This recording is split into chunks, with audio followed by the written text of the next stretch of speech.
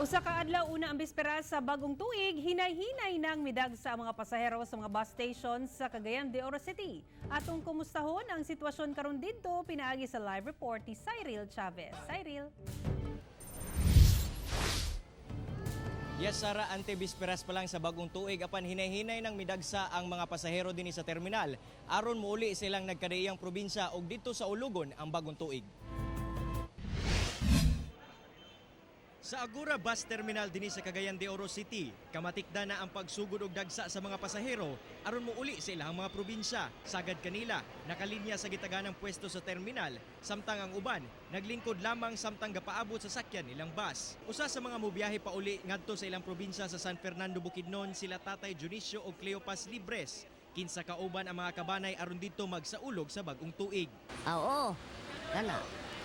Dili, kagaghan tao o adto ko din sa among kaugalingon.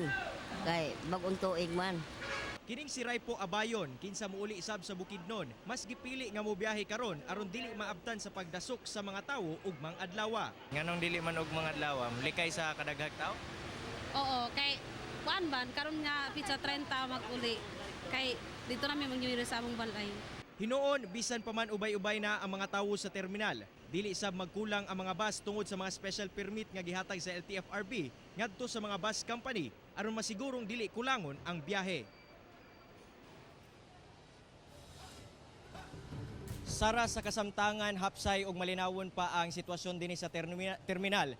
Gani ang mga tao hinay-hinay na nidagsa dinhi sa naasoyng terminal dinhi sa Agora Bus Terminal sa Cagayan de Oro City. Sa karon awhag sa atong otoridad nga dili lamang magdala og ginabawal nga mga gamit, susama na lamang sa mga hinagiban, hait nga butang ug mga armas.